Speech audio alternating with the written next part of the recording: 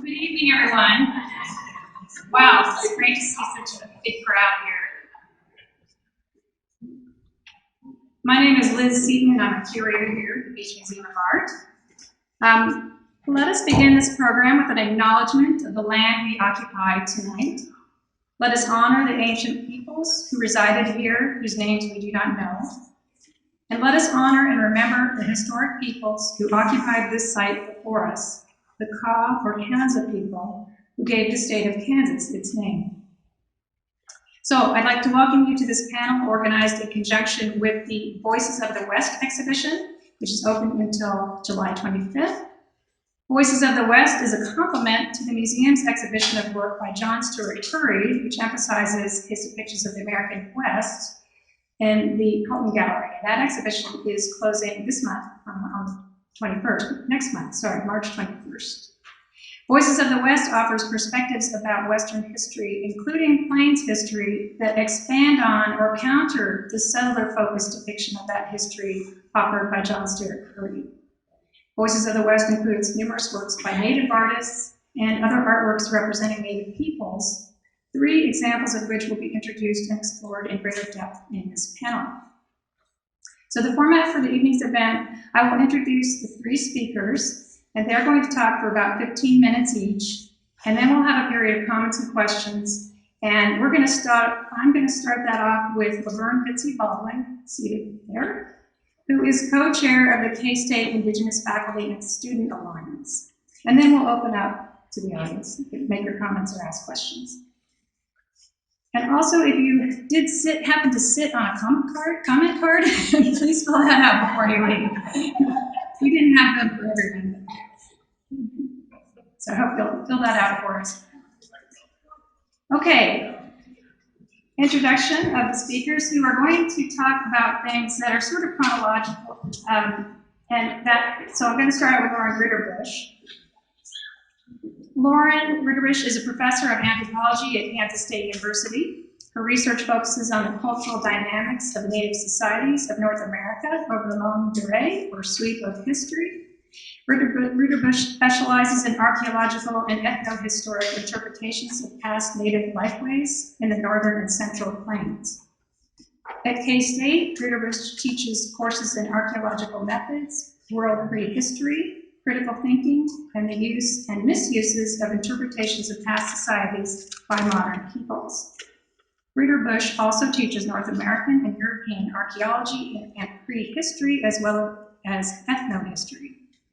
For the latter subject, Ritterbush uses a semester-long case study focused on the Mandan and Hidatsa cultures from pre-contact to modern times. Swedish artist Carl Bodmer's portrait of 2 Mandan men in the Voices of the West exhibition will be the focus of her presentation, or a focus. And that portrait was a recent gift of the Patricia J. O'Brien estate, and O'Brien was a longtime professor of archaeology at K-State. Many of you might have known her. The next speaker is Manisa Crumbo Halsey of Mounds, Oklahoma, outside of Tulsa. Halsey is an internationally known artist who works in painting, jewelry making, and photography, among other media. She is also a poet. Crumbo Halsey has exhibited her work in the United States, Europe, and Russia. She is a member of the Citizen Potawatomi Nation and the Muskogee Creek Nation. She founded the Moon Circle Teachings Group, which comes together in a Bodewodming longhouse in Mounds, Oklahoma, and contemplates traditional women's ways. She's also the author and illustrator of Spirit Talk, which is, there's some copies outside that you can look through after the program. Crumbo Halsey contributed an essay to the Gilcrease Museum's 2013 book about her father, Woody Crumbo, Gilcrease in Tulsa. And Crumbo, her father, helped amass the museum's early collection of Native art, including works by the Taos school founders. In the Voices of the West exhibition, you can see Woody Crumbo's screen print depicting a Native dancer. And this work relates to his efforts during the 1930s to document and share knowledge about Native ceremonial performance. Crumbo Halsey, his daughter, will tell us more about this series and Woody Crumbo's other contributions to the arts in the preservation of Native culture. The third speaker is Norman Akers.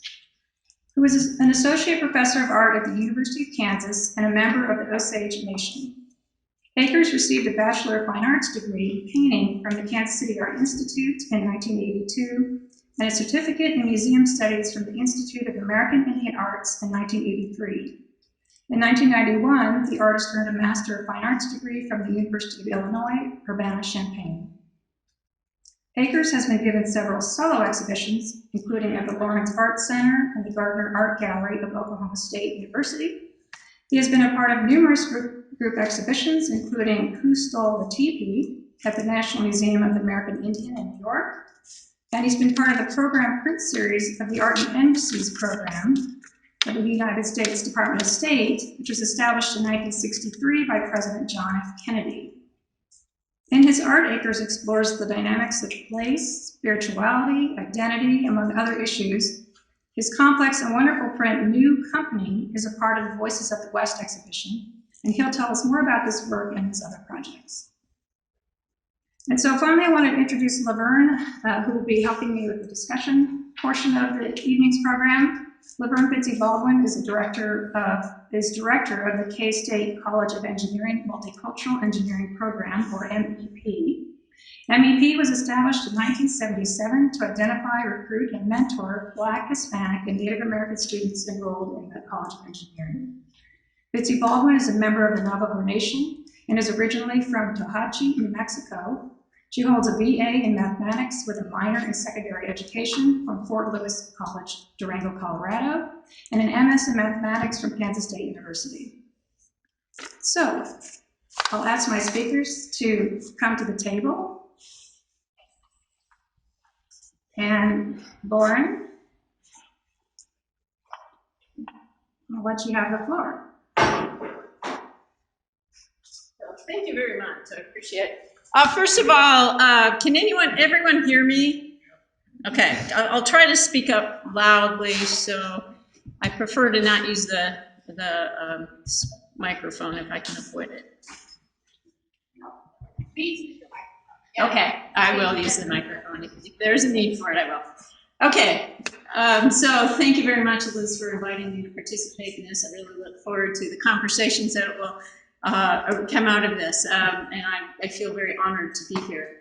I am approaching a particular piece that's included in the Voices of the West exhibit, and this particular illustration is an engraving based on the artwork of Carl Bodmer. It was created, the engraving was actually probably made in about 1841, but the artwork is derived from artwork based in year about 1833 to 1834, so just give you a temporal time frame.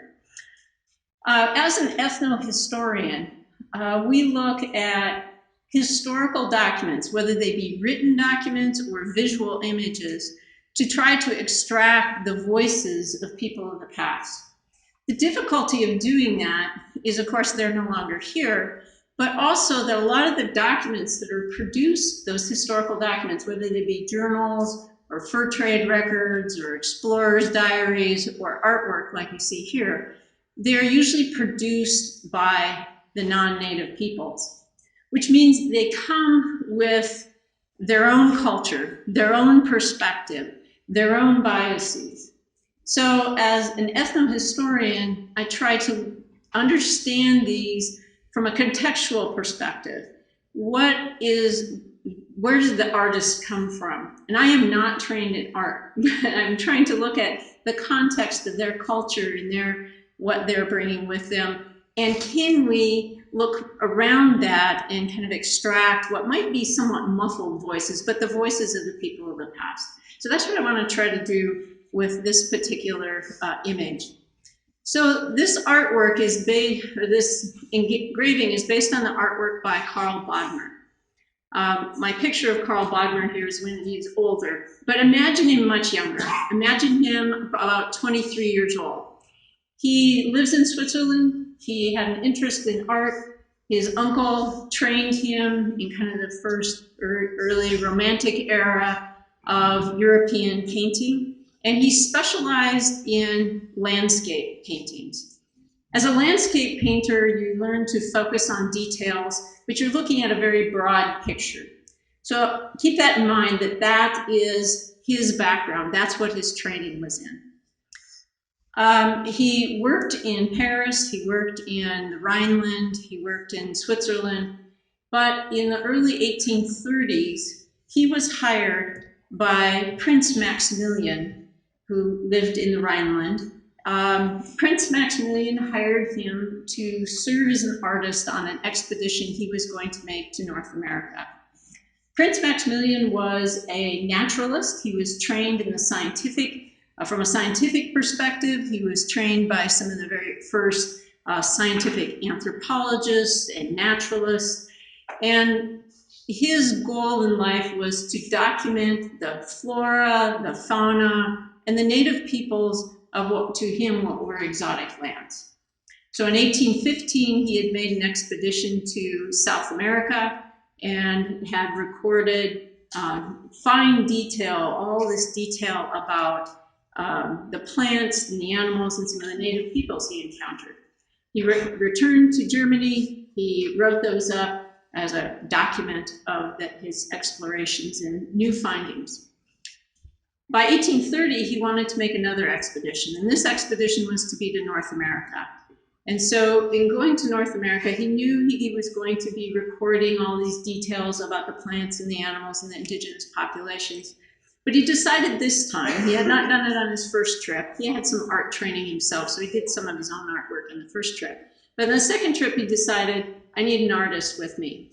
And this artist is going to document, the plants, the animals, indigenous populations. So together, they set off to North America.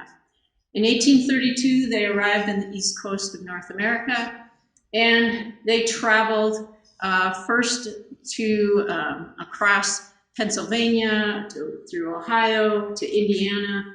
They spent their first winter, a good portion of it, in New Harmony, Indiana. This is a really important part of the trip because remember, Carl Bodmer was trained as a landscape artist. And you can see he made the landscape paintings on his way. He was no doubt very comfortable with that. But Prince Maximilian was also demanding that he make fine, detailed illustrations of plants, of animals, of everything they encountered. He, in effect, was asking Carl Bodmer to be a scientific illustrator, not something he had been trained in. But Bodmer, as a young artist, already had that eye for detail, and he really accepted this task and took on the challenge. So by the end of the trip, he's making these finely detailed illustrations of northern pocket gopher.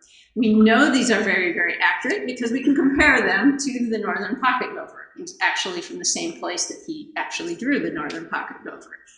So we can see how he learned in this first year of their travels about what was going to be demanded of him. And that, as an ethnohistorian, is useful for me to know that, because even though every artist is going to introduce their own perspective from it, we know that he was being told, no, I want this accurate. So I want you to illustrate what you see, and I want you to be very precise in doing that. And we have a pretty good sense that he really did that well. So they continued their travels. In their second year, they traveled up the Missouri River, all the way to Montana, but then they backtracked a little bit, and they spent their second winter in North America in what is now central North Dakota. They spent the winter at a place called Fort Clark. Fort Clark was a trading post of the American Fur Company, and they spent their time at the Fur Company post, but the Fur Company post was located adjacent to, right next to, a village of the Mandan or the Nueita Indians. So they had easy access to indigenous populations on a day-to-day basis. The name of that village is called Mituta-Ankush. So every day they would go visit with the Mandan. Other Native Americans came to visit them. They lived very close to another group called the Hidatsa. The Arikara also spent a fair amount of time in the area. And then, of course, other groups, some of the Siouan groups, for instance, in the area. So Carl Bodmer and Prince Maximilian, who was taking his own studious notes, had plenty of time over that winter. Although I should say that Carl Bodmer had a little difficulty in creating some of his paintings. If any of you are from North Dakota, I'm from North Dakota, so I can speak to this, is at 30 below and you're in a lodge or in a log cabin with not very good chinking in it, your paints freeze. So it can make it really difficult to do your paintings at some parts of the winter, and Maximilian and Bodmer both complained about that at times. In this illustration, you can see this is a painting by Carl Bodmer. I'm going to step away from the mic for a little bit because you can see Carl Bodmer when he was younger on this trip, as well as Prince Maximilian. So this is Carl Bodmer here and Prince Maximilian, and they're being introduced to a group of visiting Native Americans. They're being introduced by Toussaint Charbonneau. If any of you, just a side trivia, if any of you are familiar with the Lewis and Clark expedition, Toussaint Charbonneau was also the interpreter for Lewis and Clark. And his wife, Sacagawea, was integral to the Lewis and Clark expedition. So this is about a little less than 30 years after the Lewis and Clark expedition. They had passed by this same place. Fort Clark wasn't there, but the Mandan were there. Okay, so during this winter at Fort Clark, Carl Bodmer produced a large number of paintings. Among those included, actually not this painting because this is an engraving from it, but among the paintings he created were paintings of two different individuals, the two individuals you see here. Now they were painted separately at different times. We don't know that they were friends of one another, but they certainly would have known each other. We believe they've lived in the same village and they would have been leading men in that community at that time. Bodmer painted one at one time and then painted the other at another time, and then for this engraving they put them together. So we do have some changes of the artwork. As I mentioned, this particular engraving was made by Johann Herleman, who was hired by Carl Bodmer when he returned to Europe to produce a series of prints. And he worked directly with Carl Bodmer. So I'm sure Bodmer was watching over him very carefully. But we can go back to the original painting. So I'm going to take this apart. And here we can see Flying War Eagle. And Flying War Eagle was the taller of the two men in that illustration, that engraving. In fact, Maximilian was very impressed with this individual because he stood over 6 feet tall. So he was probably one of the people in that village that was among the tallest in that village. And I won't be able to go through everything we can extract from this painting, but to give you a sense about how we can get something of the voice of the identity of who Flying War Eagle was and how he portrayed himself, fortunately because Bodmer was very accurate in his illustrations, we can extract some of that. Maximilian was also making numerous notes about what he was learning about the Mandan. And of course we have other documents since then too, which we can draw on. So I won't go through all of it, but you can see he's dressed very finely. He's got an eagle feather in his hair. That shows he's an accomplished warrior. He's carrying an eagle wing fan. He's got a grizzly bear claw necklace, which only very influential people could have that. A finely decorated bison robe.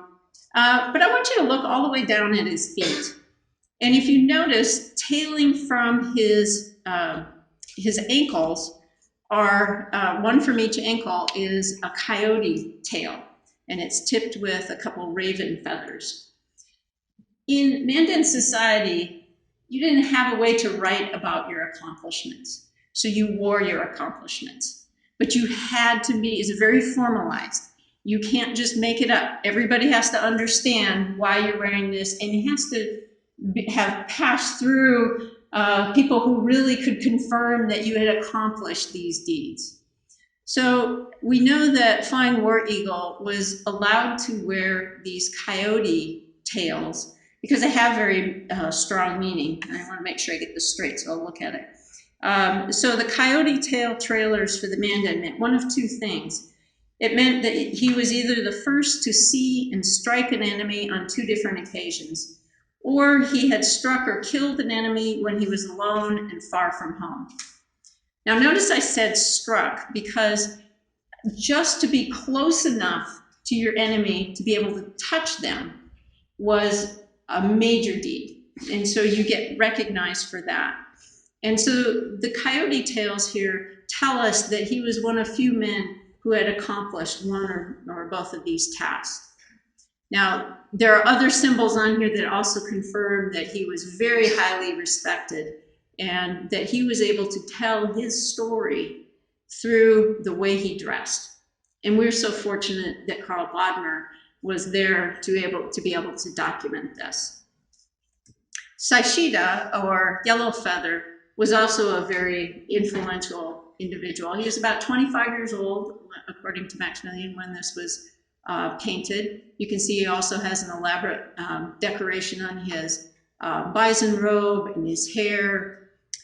He does not have coyote tail trailers at his ankles, but you see he has otter tail covered with, or otter skin covered with red fabric. That is also an indication that he was a well-respected warrior and a symbol of having made major accomplishments in war. But what I want to point out in this one is looking at his head. You see that he does not have a single feather, although if you look really closely, you can see almost like Bodmer had started putting one on there. But more importantly was this cluster of feathers at the back of his head. This is either a cluster of owl or magpie or raven feathers. And those were, the people who could wear those were people who belonged to what's called the Dog Society. For the Mandan, the Dog Society was a particular group that you could join. Usually you would go through a series of societies through your lifetime, and you would go through as a cohort of individuals. And so as young boys would come together, and through the generosity of their families and through their own deeds, they would put on, I don't want to say purchase the rights, but they would feast the elders who already were in that society, and they would in effect be trained by them and allowed to move up if they were able to prove that they were, you deserved the respect of that society. And you would go through a series of these societies, the Dog Society being the fourth one. The Dog Society was for the Mandan when you were really kind of at the prime of your life, and you were expected, you had learned, you had shown that you had many accomplishments, that you had the support of a family network, that you were generous, and through the process you had learned various dances, various songs, various ceremonies, and had the rights to perform those, but you also had responsibilities. And so you had the responsibility, for instance, in this society of protecting the village. And so we know that Saishida was of this Dog Society because he was allowed to wear the emblem of this society. So here he's also telling something of himself. So we're fortunate that we can, from both of these illustrations and then put together in this engraving, we get a little bit of the story of the individuals within Mandan society, but it's not just the individuals, because remember, they are allowed to wear these things because they're accepted within the society. So it tells us also a little about Mandan culture. So I hope that this is a way that we can extract a little bit of those voices of these people who have since passed on. Just another note to add to the importance of Carl Wagner's work. He produced over 500 images, and they include the portraiture, which, remember, he was not trained in doing portraits. He was trained in doing landscapes. We have landscapes, we have details like northern pocket gopher illustrations, but we also have portraits, and we also have images of daily life. This was in the winter of 1833, 1834, and Maximilian and Bodmer spent a fair amount of time in this earth lodge. This individual at the head of the family here, DePache, invited him in, and they spent a lot of time together. So Bodmer illustrates for us what it was like to live in one of these earth lodges at their village. And this is so important. The record, we can't emphasize how important this record is, because the Mandan and Hidatsa, this area, were hit by a terrible smallpox epidemic just 4 years after Bodmer had done his paintings. And today, in a day when we talk about possible pandemics and epidemics, we should pay attention to this, because unfortunately others have gone through this and although survived, but been totally devastated in their culture.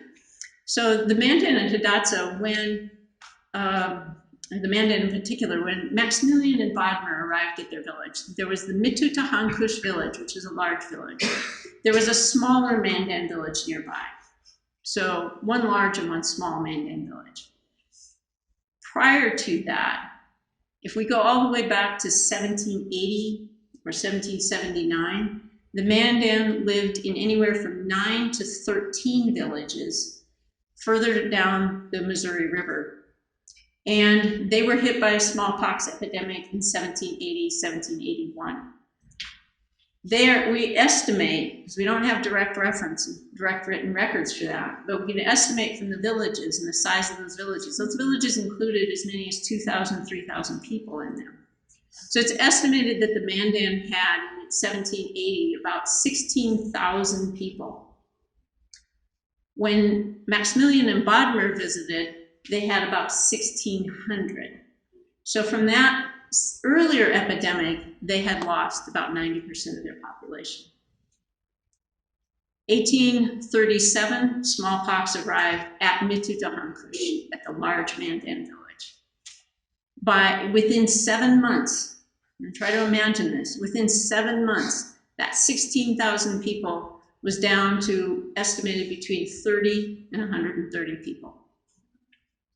So something to listen to and think about in our today's world. So imagine here in Manhattan, Kansas, we have a population of about 50,000 people. If we had that kind of epidemic here, we would be back down to about 5,000 people in all of Manhattan. And for those of you who are used to being on campus, that's imagine that's the whole city, but that's only a quarter of what we have in terms of students here. So it's a real tragedy and something I think we all need to learn from. Fortunately for us, because of the artwork of Carl Bodmer and the notes from Prince Maximilian, as well as other travelers that came through the area, we have this life documented for us, and we can extract some of the stories, at least, from these records. So today, what we know about the Mandan comes from Bodmer's images, as well as at least one other artist. We have the archaeological record of Mitutahankush. The Mandan could no longer live at their village in 1838, so they moved to another village and consolidated with their neighbors, the Hidatsa, for protection. The Arikara lived at Mitutahankush for a short while after them, but eventually the village was abandoned, and so today it's an archaeological site and it's preserved by the state of North Dakota. But of course, many stories have passed on, and so the Mandan are part of they live on a reservation still on the Missouri River, a little further north. They're part of the 3 affiliated tribes. That's the Mandan, Hidatsa, and Arikara, or Sanish. And there they still maintain a lot of their stories and trying to bring back their language, which of course is very much a part of their particular culture. So I hope when you visit the exhibit today that you will think of the many different voices that are speaking through the artwork, whether they be from voices back in the 1830s or voices from our modern artists today. So thank you very much.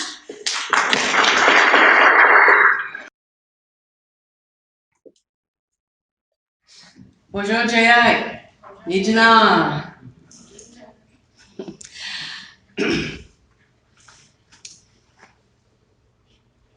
Wobeksekwe neshnekas. Boduadmin kwe. Boduadmin inda. Showing dogs in Shawnee, Oklahoma. I have said my name. I said, hello, my bone, which Bojon Nikan means hello, my bone. How we are all connected. Wabaksekwe is my name. It's a Potawatomi name that means Dawn Woman, which you'll see in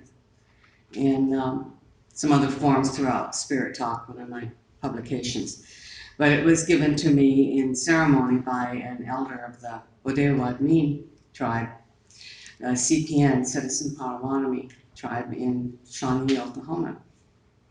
So my father is Woody Crumbo, and I'm honored here to talk about his work, life, times, philosophy, background, and my mother, Lillian Hogue Crumbo, who was of the Muskogee Creek tribe.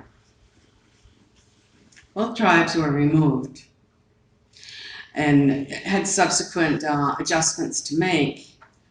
The Bodmer were removed from the Great Lakes through Kansas, Indiana, and subsequently to Oklahoma, where my family lives. Everyone hearing me okay? Up close enough to the microphone? Okay.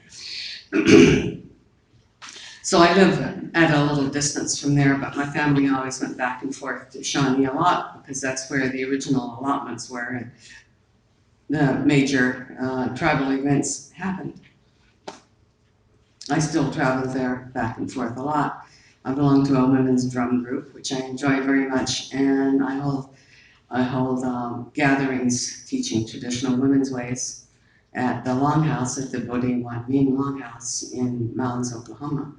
I have my traveling companion who is with me here today, Pam Vroman, who is a member of the drum group. I'm very happy that she could come with me and represent the Bodmer and the Crumbo family. This year marks anniversary at the Bacone College in Muskogee, Oklahoma.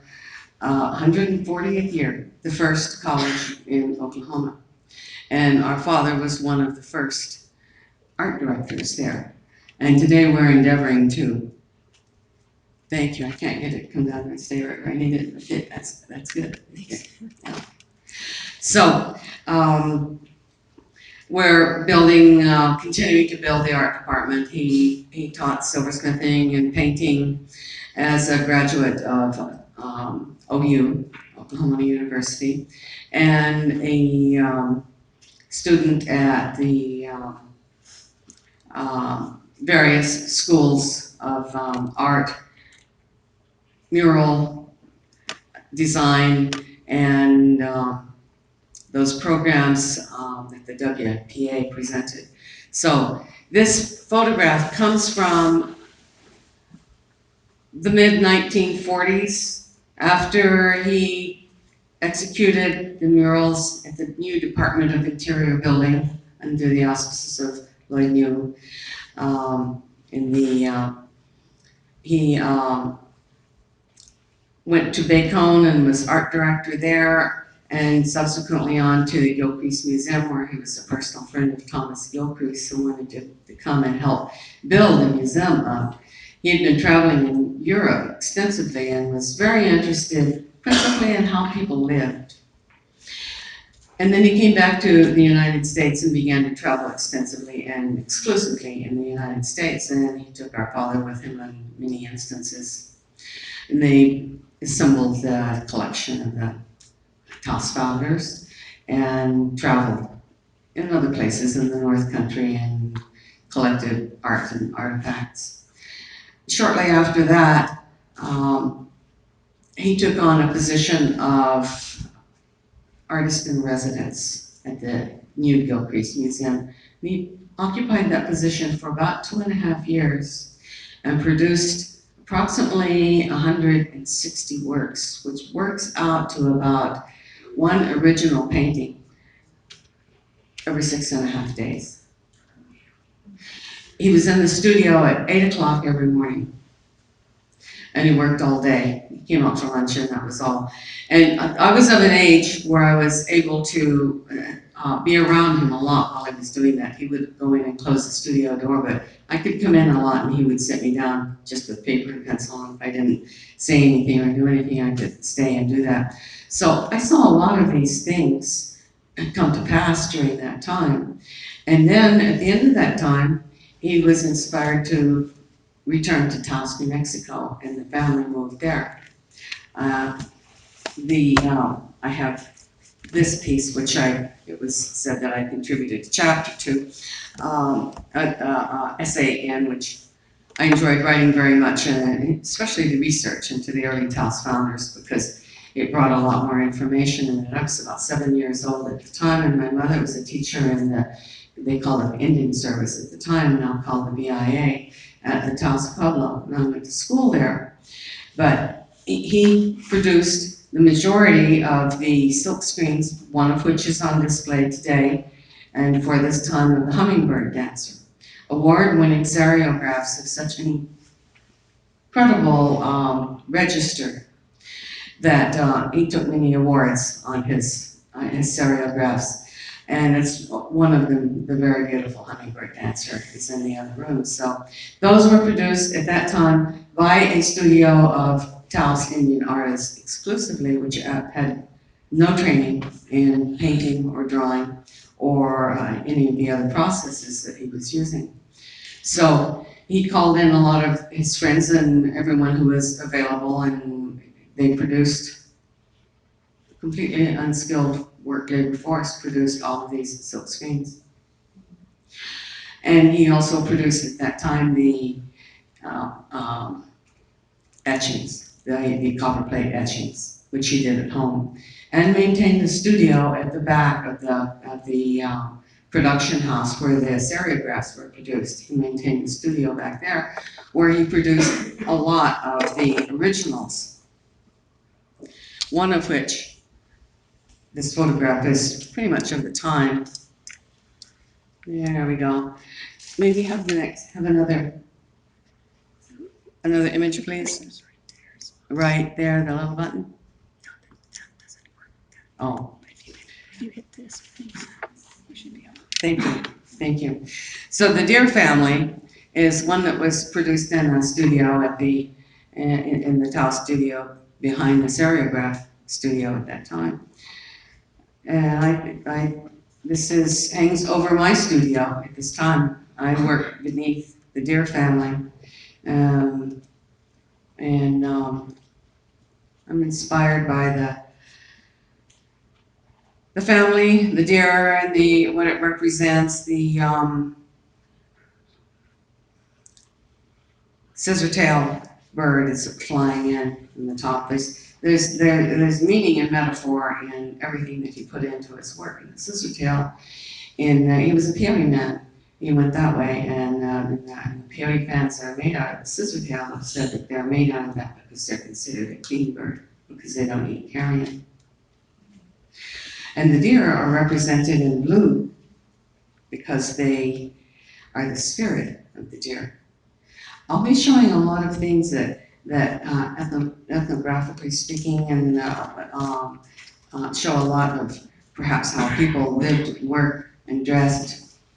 But I'll focus less on those than the spiritual aspects of the work, because the way people live at any given time and the things that they have value for, and the places and ways that they derived their dress, ceremony, paints, ways, are personal. They're uniquely personal. And they can be represented and painted very interestingly, explored. But the origin of all life, and the core origin that I would put forward in all of our Father's work, is that the principal relationship with each person is grounded in the medicine wheel teachings of the person, finding their center in the harmony and balance with their own mind, heart, body, spirit, and the collective mind, heart, body, spirit at the time. And that being done, the principal then relationship then becomes one of balance and harmony with the Creator. So his work represents the presence of spirit in his work, and the fact that I'm going to invite each person as they look at his work to allow the spirit of the work to come forward and meet with the mind, heart, body, spirit, and commune with it, and then move back into spirit his paintings have a different, everyone has a different relationship with his work because they are, it's their own relationship and it changes. That's changing all the time too. So the spirit of the deer is when it comes down from the mountains and brings love. So this is a trio, a family trio that brings love into each one of our vision and inner life. Blue representing the color of spirit. Now, just a little quiz here. Does anyone know if that is a male or a female fawn at the front?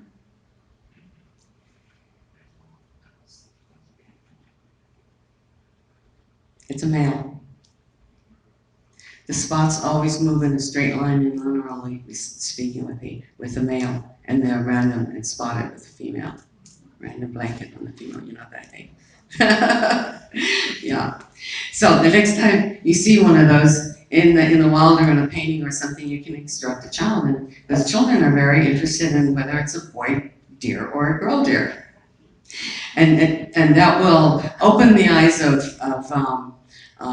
examination and exploration of why things are the way they are. They're not just accidentally that way, because everyone knows that deer fall in two different ways. They fall in a straight line or random lines. There's not any other ways that they can go. So let's see what we have moving on. Oh, it's this.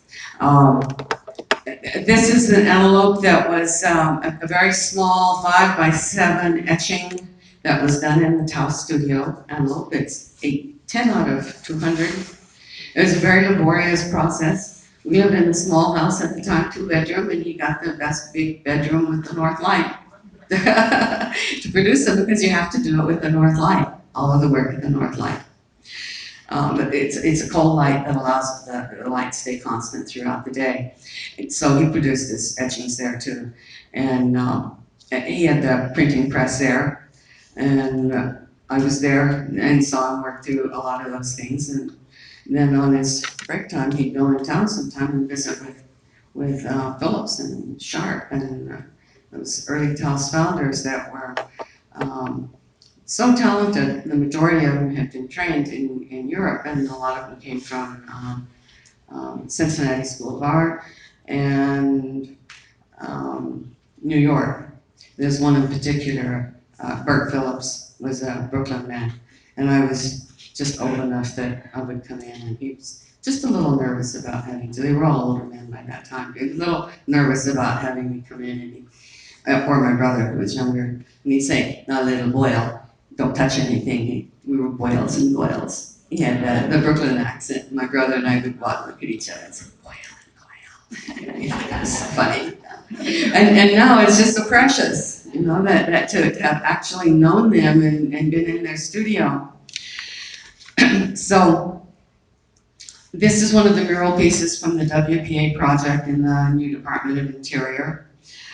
With a travois, you will be familiar with many scenes in here, but the one thing that I would draw your attention to that perhaps is not so easily identified unless it is actually drawn to the attention is the design on the shield here. Does anyone know what that is? That's a peony bird. Our father was a peony man, and this is the bird that carries our prayers on water turkeys, where it's found in Florida. The majority of the feathers comes from. So I'll be pointing this out. One of the things that we look at in art is similarities and where things occur as themes throughout a person's work. Here is another image of the peony bird. It's a very old and early image. The bottom is the peony button, and here's fans made out of the feathers, and then the actual bird itself.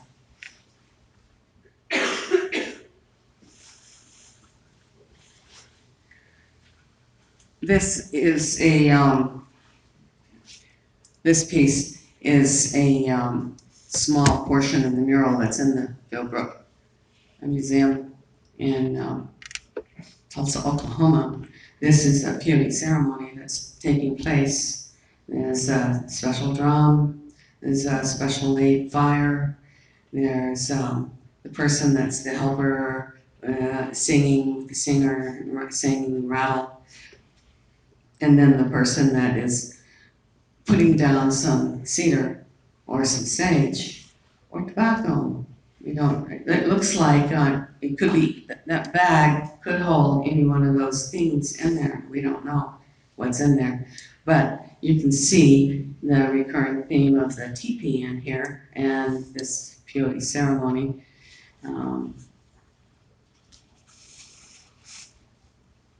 Again, his theme there is not so much what it looks like and what was done, as the fact that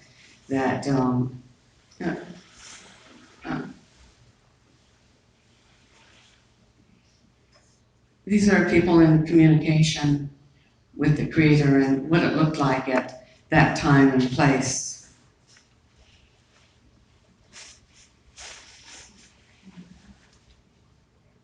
So the recurring theme of the blue deer animals, hunting the spirit buffalo is the name of this. These are actual hunters of the flesh and blood, but recognizing that when a person goes out on the hunt, there's a very special preparation that happens. A person fasts and prays before going out for a given period of time, depending on what's prescribed by the community, but the way that they see it.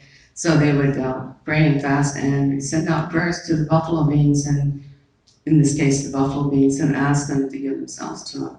But in the case of the deer, for instance, this not so much with the buffalo because the herd would be running, but with deer in a solitary hunt, when a hunter had prepared in a good way, he would go out and he could expect, very possibly, that he would come upon a deer that would look at him and then turn sideways and present a target and give itself to the people, because the man had gone out asking for food that the people might live. And when it was sent out in prayer like that, you know, our prayers are always heard. On a good hunt, the deer would have heard that and go away. So this is what's happening with the buffalo. The buffalo have been prayed over and gone over, and every part of their body will be used in a good way through that time. This piece is called Moon Prayer. It's a recurring theme. I call this piece Spirit Talk, as well as Moon Theme. This is going to be on display at the History Center on March 12th at the Capitol grounds in Oklahoma City. We're doing an exhibition and a program for Big Home College. This is a very large and important piece called Spotted Wolf's Last Request. There's a young man, Clarence Spotted Wolf, P.F.C. Spotted Wolf, was killed in Luxembourg in World War II, and he sent back written instructions that he wanted to be buried as an American patriot and also in the traditional way. So it was. It's a real family, and it happened this way. In this way, you see the recurring themes again of that. He was the peyote man. Seeing this peyote altar here tells us, we read the story, he was the peyote man. Here's his society of singers and dancers that he sat with. At the back here, the person with the, my father identified to me as his father, no, grandfather, like here, with a blanket drawn up around the mother and father over here, really. The presence of the sweat lodge here shows that he was probably a sun dancer and went into a sweat lodge. We see the cedar and the branches and things around here. And this, you can see various headdresses that then are very familiar from other pieces of art. His mother is holding a bowl of food for him, but she's also holding a broken toy, a doll, one of his, no, she's not, it's over here. The grandfather is holding one of his early toys, and there's another grandfather there. This is in the collection of the Bishari Museum in Elancha, Colorado. It's a large piece.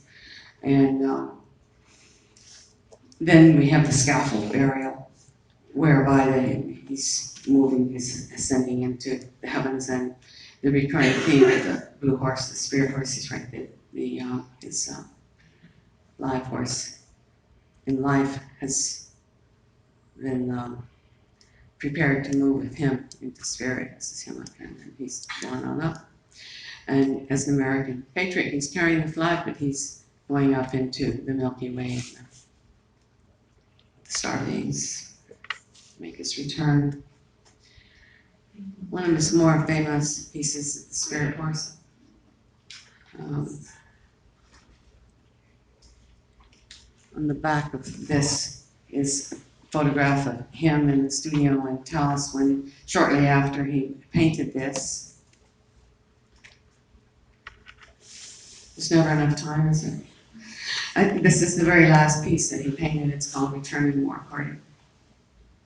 Self-explanatory. At the very end of his life. It's the very last piece that he painted. And he came back, and these 4 horses represent brothers that didn't make it back. And he's coming back alone.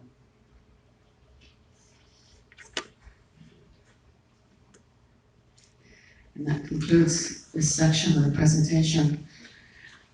I hope it answered some of the questions for you. There's so much to go over and so much that we could say. Are we going to have questions later on, or do we want to entertain some now? Yeah, after the. Afterward. Thank you. Be glad.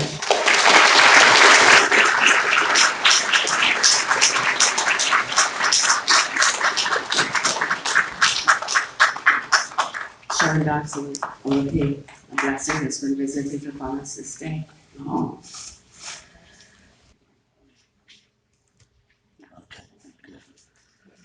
Good evening. This evening I always like to talk and start my talks with sort of a little bit of a history about where I come from. I'm Osage from Gray Horse District. I grew up and was raised at that area. And the Osage is that southern tip of the tall grass prairie in the Flint Hills. So when I'm up in this region, I always feel good. There's a similarity with the land that makes me think of home. And so this gives you a little bit of a sense of the landscape, where I was raised. The next image I want to show you real quick is this is an image of the Osages. We were moved from Kansas, to Oklahoma back in the 1870s. And when we were moved to Oklahoma, we were in kind of a pitiful state. There was issues with the fact that we were sort of losing our religion, and we were struggling, at that time. And one thing that happened was in the 1880s, the Ponca people, they brought us a drum. And they instructed us in a certain way. And we had something that we call the Elancha. And these ceremonies take place during the month of June at all 3 districts at home. The image that you see on the far side there is a picture from about 1910. And it just happens that my great-grandfather is right there. And my great-grandma's brother is right there as well. And this is my father and myself around about 1970. And when you take a look, you realize that the clothes haven't changed that much.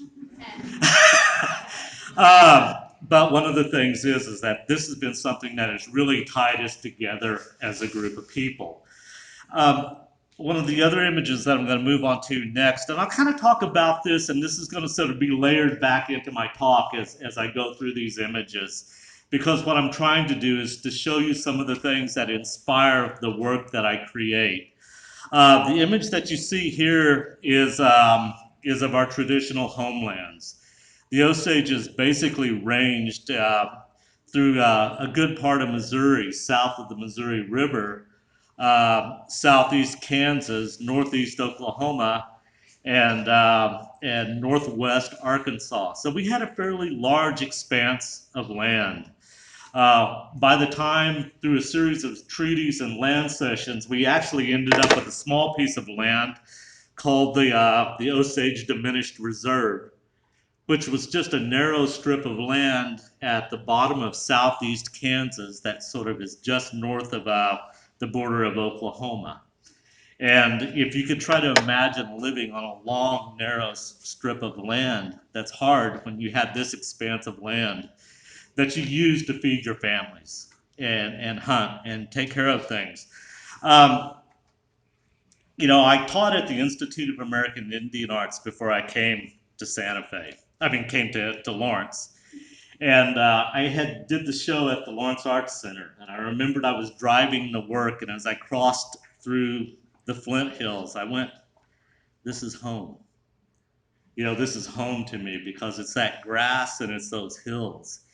And there was an immediate connection, to place. Um, and and since I've been at KU, I'm one of these people that I make numerous trips home. I usually am home once or twice a month. For me, my family still lives there, and it's like there are times of the year when they call and they say, you need to be back home. And I do that. They tell us at home, that it's hard being Osage, that our communities require things from us, and I try to schedule that the best around my work, and so when someone calls from home, I come, I'm there. One of the things that struck me on my trips is that I take Highway 99 and I go down to Oklahoma, and it edges the Flint Hills, and it's like an umbilical cord for me. But there's a reality check, is that when I get ready to leave Kansas, I see this sign that says, "Leaving Kansas, come again." And, it reminds me of that history of removal. The next sign I see is, "Welcome to Oklahoma, Native America. You're entering the Osage Nation Reservation, and welcome to Osage County." And while this is greeting me and telling me I'm home, it's also troubling, because I start to realize that there's all these political entities trying to define a place that I call home. And maps are a really important part of my work. I'm going to show you a couple of pieces here. One is an older map from the 20s on the far side. And if you take a close look at it, what you see is the rivers, the streams, the railroads, but you also see our three villages, Pasuli, Wakakali, and Zanzoli. That's Gray Horse, Hominy, and Pahuska. And as I said, this is home, to me. But even at that stage, you realize that people are mapping out our land for reasons. If you take a look at the Rand McNally map, here, likewise, you see progress. One of the things that fascinates me about map is you see colonialism sort of placed on top of your land. It's layered there. And what we see is roads, highways. We see reservoirs. We see new place names. And also, this is actually a very old Rand McNally map, because it says Osage Indian Reservation. The newer maps simply say Osage Tribe. So it's that kind of active naming. And I start to realize that the cartographers are beginning to kind of change the names of what we call home. And so this is one aspect of my work. I'm going to shift for a moment here and show you another. Can you hear me? Yeah, we can hear you. Okay. Another image. What intrigues me is I look at sources for my inspiration from a number of places. I'm definitely interested in the stories that I've been told. You know, being a participant in Elancha, what I realize is that when we dance on Sundays, those are very long days, and you hear expressions from families. And collectively, you begin to learn things. And that knowledge is interesting to me. But also, I'm in academia. And there's a reality is that I'm a researcher. So I look at things. You know, I grew up with Genesis. I didn't know our creation story when I was a small boy. That was just the fact. And I remember I was looking at some of Francis Laflèche's and Dorsey's works, and I came across an image of the Osage creation story. And what's interesting now is that our language immersion and our language classes are now starting to look at bringing that story back into some of their teachings. But this particular image that you see on the far side, as I said, is basically our creation story. You see a river, a cedar tree, the sun, the moon. There's four worlds. There's three here, and then there's a red oak tree. I don't really have, as time permits, to really talk about all the different parts of this at this point. But when I came across that, I started to realize this is our story. And I was trying to figure out a way to paint it that was truthful to who I was. One of the things that I've been very interested in is that this story, and then there's another story about the elk and the formation of the earth that we live on. Those stories are important to us, but as a creative person, as an artist, I have to admit I'm not interested in illustrating those stories from the past. One of the things that I realize is that for Native peoples, and when you look back at our sayings, that those sayings were in place to help us understand the world that we lived in and we live in. And so what I was looking at were these narratives and trying to find my own connection to them. In a sense, making them alive, and they grow. As a painter, I deal a lot with personal symbolism. And I'm interested in the fact that a symbol doesn't mean one thing, that it actually evolves and changes as you grow as a human being. And so anyway, this is a little bit of what I'm looking at with these stories. So you see this other large painting, which is about 86 inches by 76, 75, and it's called Collision of Heavenly Structures.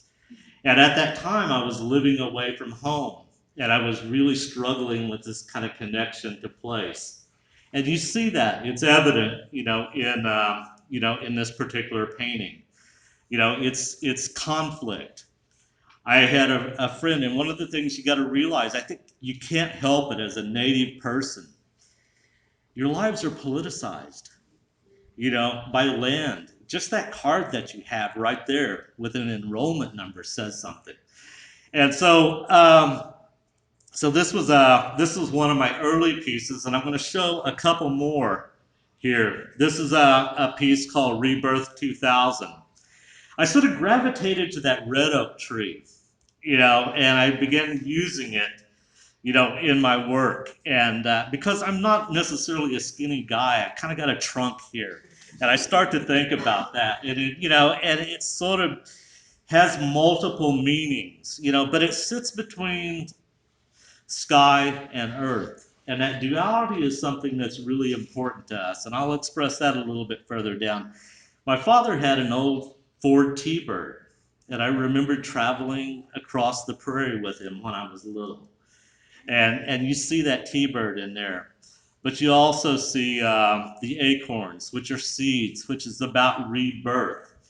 You also sort of see that diagram of a snapping turtle. It's black and white. It's very cold. And I was thinking about science and contrasting sort of scientific diagrams versus these stories. That again, there's a duality that exists, in these pieces. And of course, the road that goes up to the sun. I'm going to show another piece here that's similar. This is called, there's a town in Oklahoma called Okesa. which is in between Pawhuska and Bartlesville. The Osage word for it is Okitse, and it means halfway there.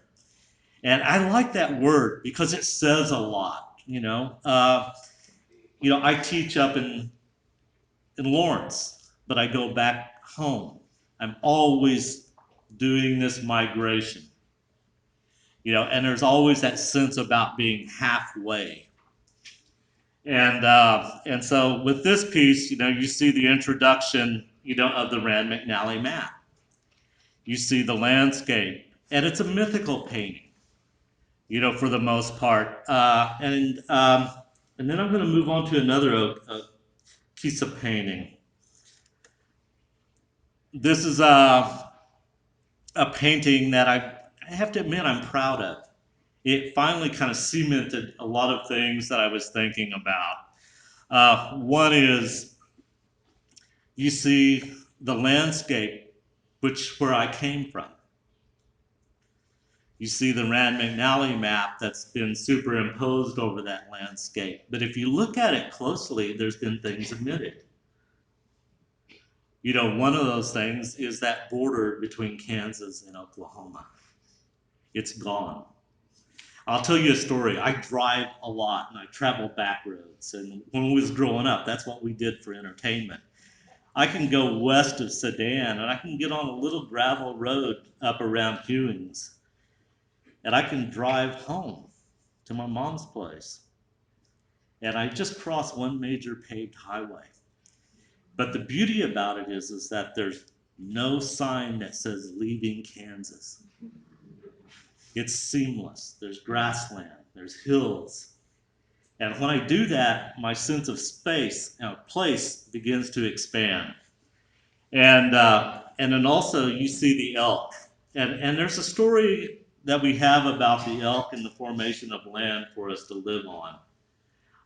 But basically, that's another representation of land. So there's three different elements layered in here that address Osage tradition, the contemporary, also the whole notion of colonialism. And to me, as I said, this painting begins to express that. I'm going to show you one more piece here too, as well, from that series. And again, you see the same thing. I started using these I always use compositional devices, in my work. For instance, those bubbles. They're sort of fragile worlds. They're self-contained, but any moment they could pop. Yeah, again, the acorns and of course the map as well. I want to shift in the next slide to another type of work. I also do printmaking. And this is going to lead into the piece that's in the show here at the museum. I came across this image a number of years ago, and it's called, it's just an untitled print, and it's an early sort of German, Austrian print, and it's supposedly the first ethnographically correct image of people from the New World. And one of the things that struck me about this image is that, first of all, the composition, when you look at it, it's extremely European. It doesn't say anything about a native sense of order. But you see the two figures consoling each other. You see the leader sort of standing there with his hand on his heart. You see the mother, the child. You see the lustful couple. You see elements of cannibalism and the feathered headdresses, and you see all the stereotypes that begin to exist and still somewhat exist today. And yet I kept on thinking about this image, what is it that is really important? And I started realizing it's those two ships in the background, because those ships acknowledged that point in time when our world changed. And you have to look at it this, you always hear about the discovery of America or the discovery of the New World, and sometimes you have to see it from a different perspective. This is another piece And this is the piece in the show, New Company. And you see that image, you know, sort of inserted into this landscape. That map that we're looking at is, I spend a lot of time, I should have brought it as a prop. I have a plastic globe that I de-inflate and I fold and I move the borders and boundaries around so that I can reconfigure all these political boundaries. And it's kind of soothing, therapeutic. But as I move it around, you know, the reality is that for indigenous people, our borders moved all over. I mean, we clearly had hunting places. But when these maps came in place, they began to define the lands that we call home, but they also separated people from their home in many ways. You know, one of the things I was going to say too, and I forgot this a little bit earlier, that, you know, on our diminished reserve, and I think many of you may have known this, for instance, the Ingalls from Little House on the Prairie were squatters. You know, part of the reason why we left the diminished reserve was after the Civil War, there was such a large migration of people who were just basically squatting on our land that we finally had to move. You know, this particular piece, you know, I started thinking about this, and I've been thinking about this notion of immigration, because when I was out in New Mexico, even then they were talking about a wall or a fence. And, you know, and I started thinking about this notion of who's an immigrant. You know, and so in a tongue-in-cheek way, I began to put the figures from U.S. currency. We see George Washington, Grant, and Hamilton, and they're in flying saucers floating around, sort of looking for a place to land. You know, and so this is the, you know, and that's really kind of what this work is about. You know, when I do prints, I do a lot of layering, and I work, uh, and you know, I don't always know how they're going to come out.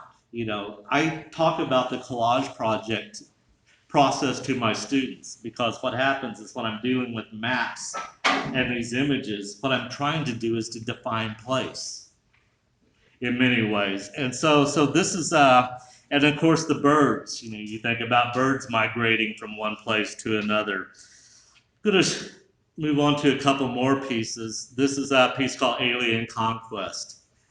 You know what struck me, and I use that one image that you see in the center, and that came out of an old dictionary that I found, and it was the illustration for the word tom-tom. And that struck me, because first of all, we don't call drums tom-toms. You know, we've got other names for them. But, you know, you look at this, and as I said, and that doesn't even look like a Plains drum. It looks more like a Southwest drum, you know, for the most part. And so, so again, this is called Alien Conquest. You know, the other thing, and part of the reason why I chose to put the current figures from the currency in, is that there's a very human element. People migrate, they move, they immigrate because they simply want to make a better life for their families. And that's a human thing. I'll show a couple more pieces here. This is a piece called Dark Rain. And then I'm going to show one other image real quick. And this is one of my last paintings. It's called, believe it or not, I forgot. No, that's not the title. Actually, I did. But anyway, this is a piece that you see the elk inverted. It's flipped upside down. You see the windmills. You see the trees being cut. It's a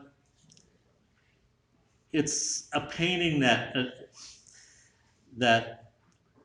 kind of expressed my discontent with the windmills at home, because we had a large number of windmills that were erected in a place that was very sort of special to me. And what I found about what struck me about it is that those windmills cut into the sky and they cut into the earth and they disrupted that horizon line that was so important to me. You know, when I think about earth and sky. I don't think of myself as a political activist. The work is very political. I hope that my work engages people in conversations. That's what I seek to do with my paintings. Anyway, I think that's it.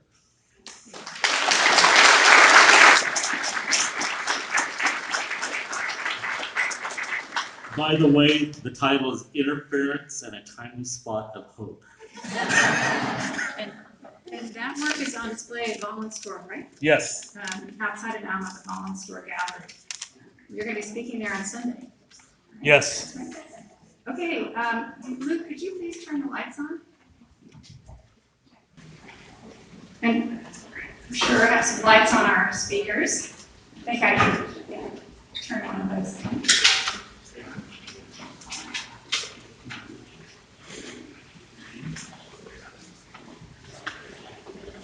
Okay, Lauren.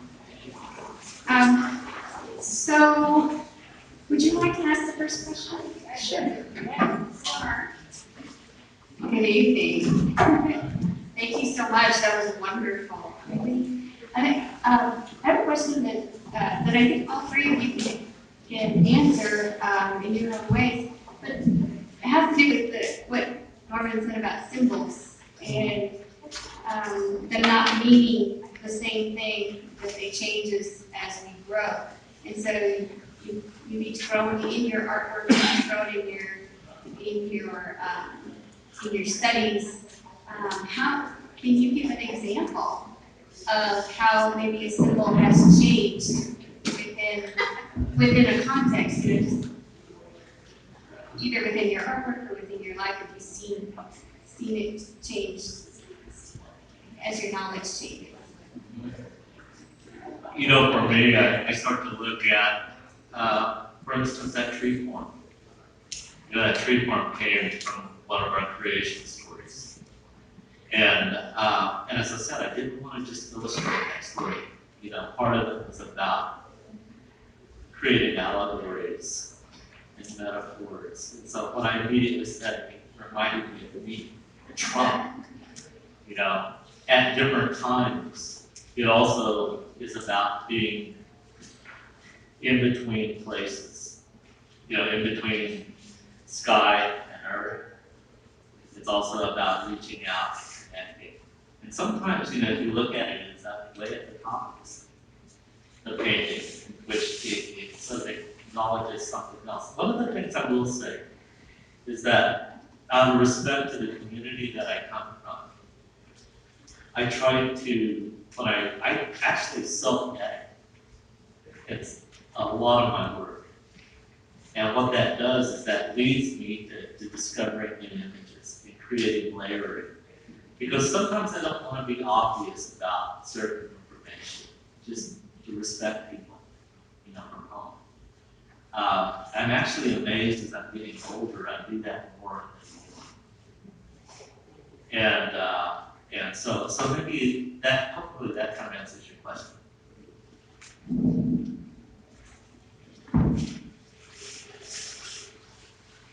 Do either of you have a comment on that as well? Yeah, I find that I'm looking more at essences than the literal.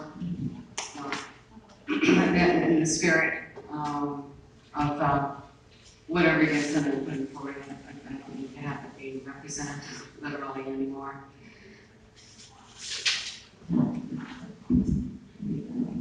I come from a very academic perspective, so of course it's very different than the artistic perspective and from a native perspective. I think that one of the areas that I've seen my growth in relationship to kind of some of the things I talked about here is I grew up around archaeological sites and I was drawn to the kind of idea of discovery, finding things.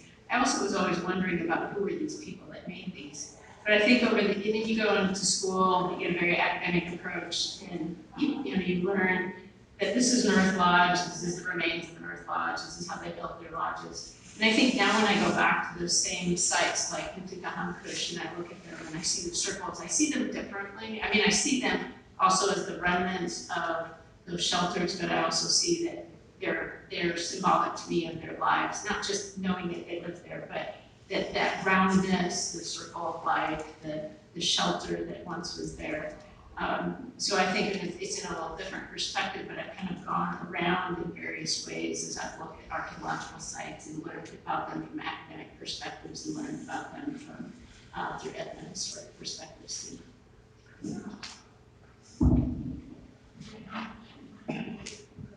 I thought I would just ask each of you if you could maybe talk about audience.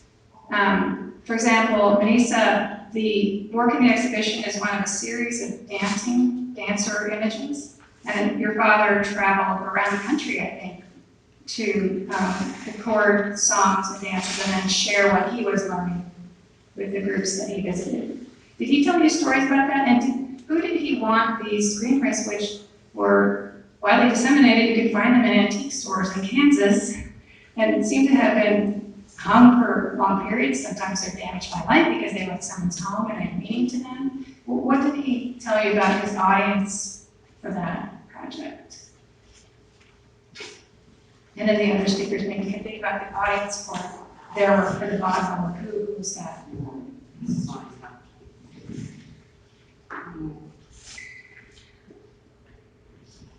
Well, his influences came largely from Oklahoma, Kansas, and Plains, and then to a certain extent in the northern Plains. He spent a lot of time with the Lakota and Standing Rock specifically, which is where Spotted last request came out of, and where I visited him from.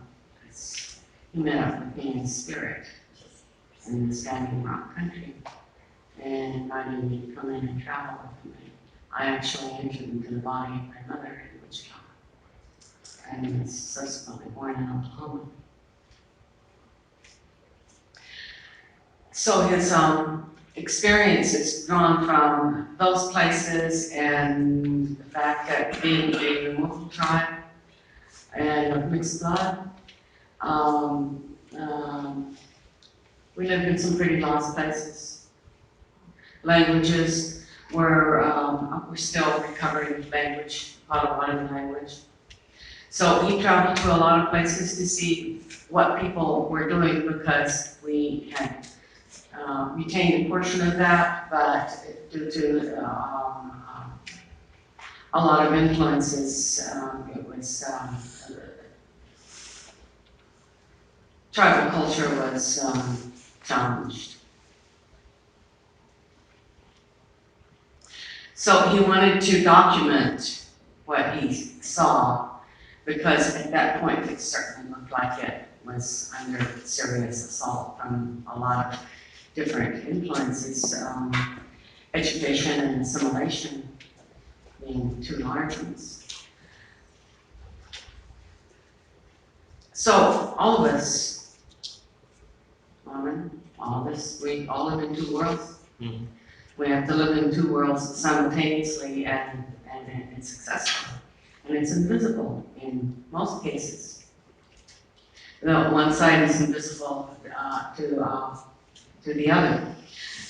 But it's possible, because our real life happens in spirit. And that's what he wanted to do with the artwork, was document that first of all to preserve it, and then when he executed the works in New Mexico, especially the seriographs, you're right in seeing them almost everywhere. They're turning up on eBay all over the place as they come out of collections and are sold for lessons. So it's torn the bottom out from under my art market. Yeah, so anyway, it holds an intrinsic value, but it holds a spiritual value, which is more important than the dollar intrinsic value, because people still look at the work of Crumbo and say, wow, I don't know what I'm getting or why, because it's spirit that came through, and at a certain point, our father traveled back and traveled through the veil and into spirit, and spirit gave him a sacred charge to bring spirit back to the people, which is what his art represents.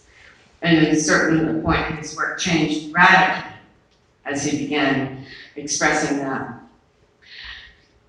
The way that he first began marketing his pieces was to colleges and universities across the United States, and he kept those marvelous stereographs very priced very cheap, $5 a piece for usually. Some of the old pieces will still have a $5 sticker or a $5 price tag.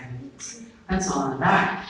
And he sent, for a number of years, he sent out many crates of exhibitions to colleges and universities in order that students could be educated about where they came from and American history that was not written nor represented.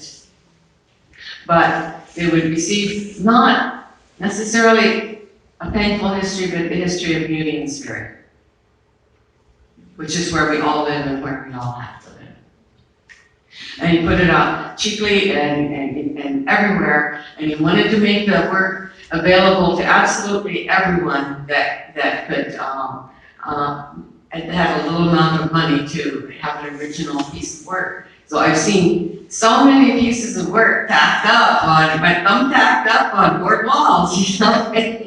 Everyone got a piece, and everyone's life was enriched by it, and everyone could afford a piece. And people come forward and tell me the most amazing stories now about how they grew up with the things and how it really influenced them. So schools are one of the main things that he used principal tools to educate people according to the things that he had documented, ritual ceremony and behavior. And he was a dancer. When he taught regalia making, he taught it to a number of people. I guess that's all I have to say about that. Did I answer your question? Yeah.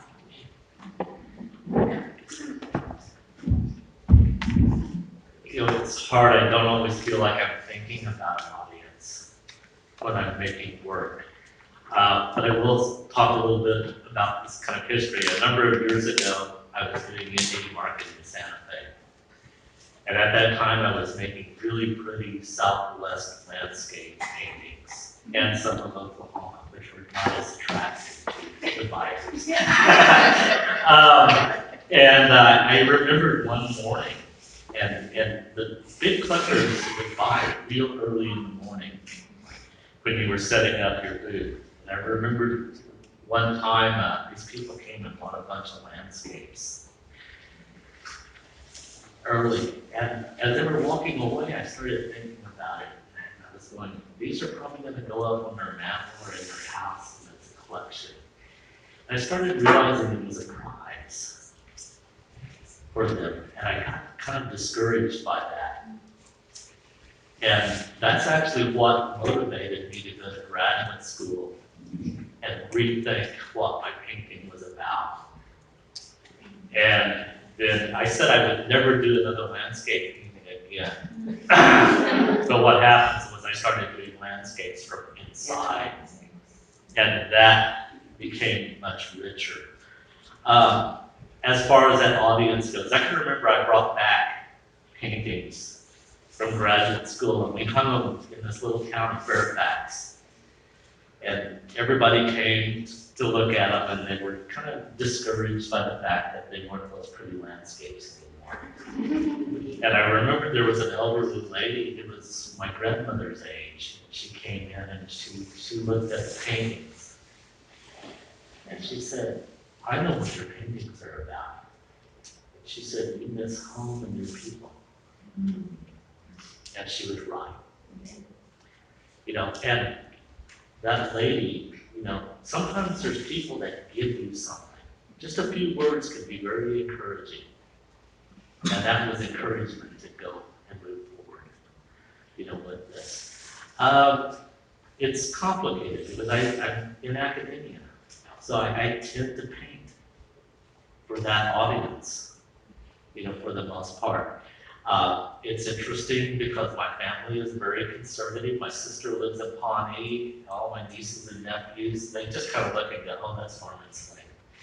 So they're good uncle. And sometimes they kind of, that's how they act. I'll give them a piece of work and they'll just look at it. But I make bead work for them, and sometimes I'll do ribbon work for them.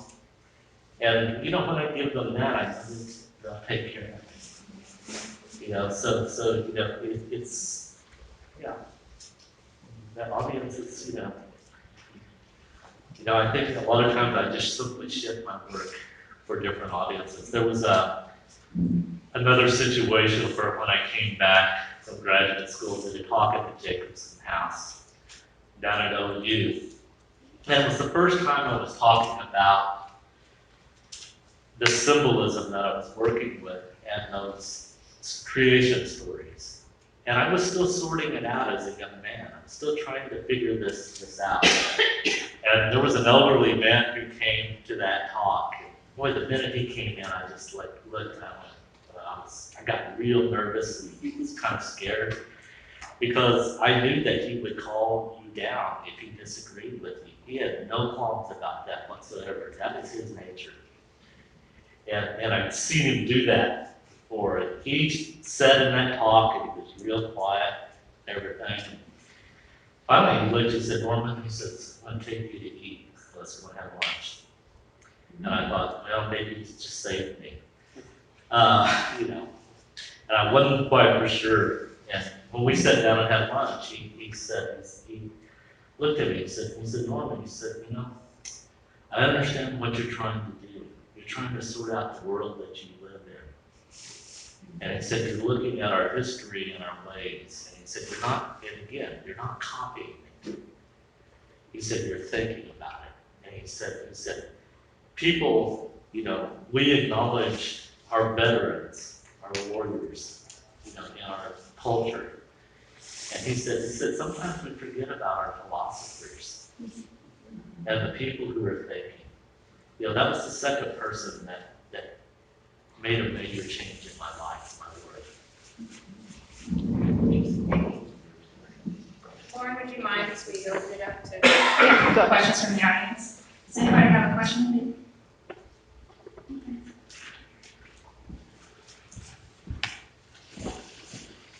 Hi, I was wondering if you would be willing to talk on what it means to you to live in a body and world where you're usually read simply as Indian or someone who studies what's considered Indian, and how that compares to your reality and specifically your political reality.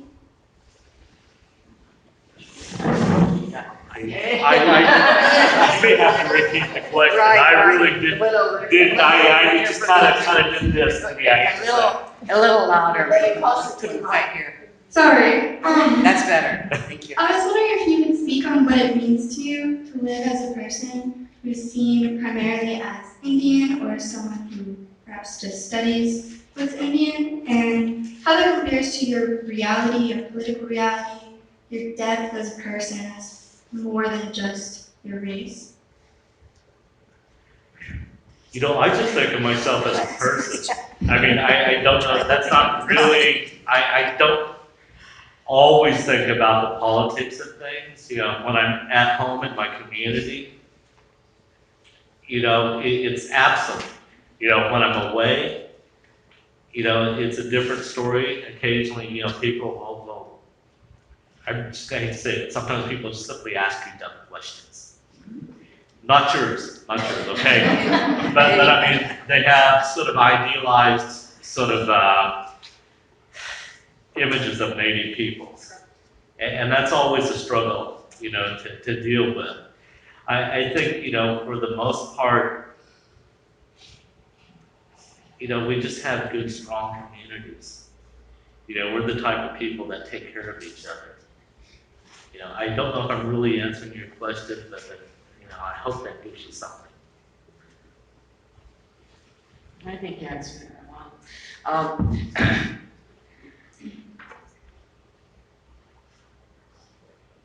I would like to visit with you further about where your questions are coming from. Yeah. Because I'm not sure I understand what your question really is. and the origins of it. And that way we'd have a very interesting dialogue with that. You know, when some of us in the group have done some things together, one of the things I'd like to make a little light statement here, and then I'm going to get back to what you said. I do take it very seriously. Thank you. It's a good question. But in the past, when different ones of us have done different things, I just like to say, if this was that kind of a gathering, I'm going to have to say, you know, we got plenty of time here, actually, because y'all all will be here for 4 days. You might not have known you made the commitment to come in for 4 days, but doors are closing pretty soon.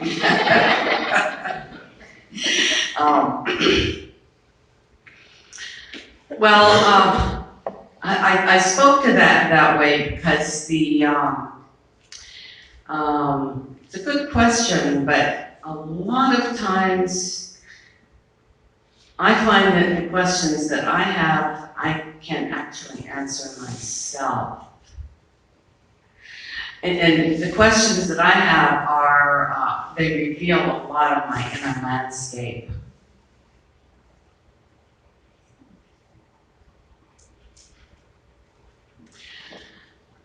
She talked about being politicized as an Indian. Is that what it was about?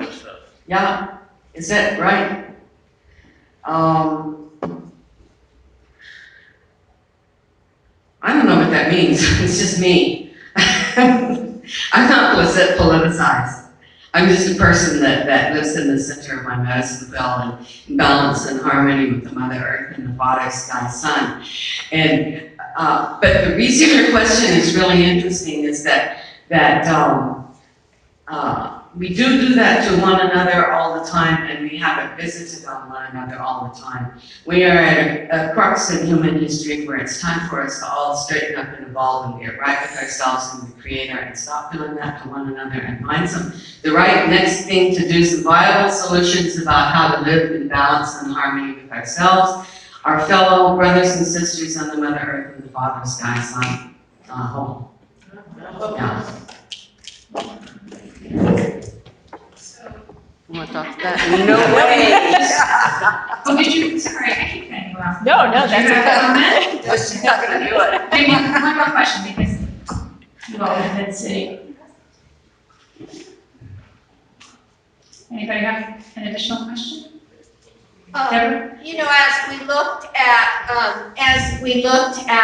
the Mandan, go to your talk, we can talk about the smallpox that came in, or the disease.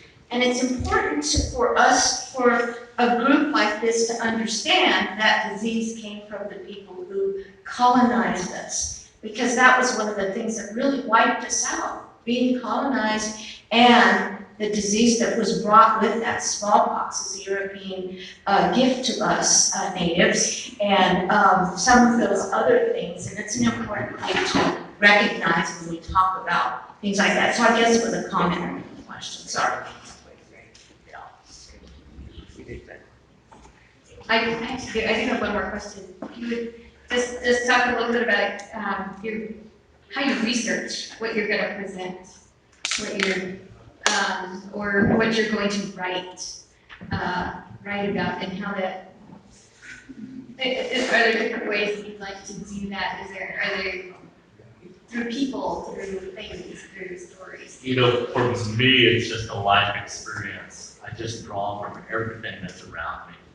You know, and I do research. I mean, there's no doubt about that. You know, Pay attention then. I try to be, aware, and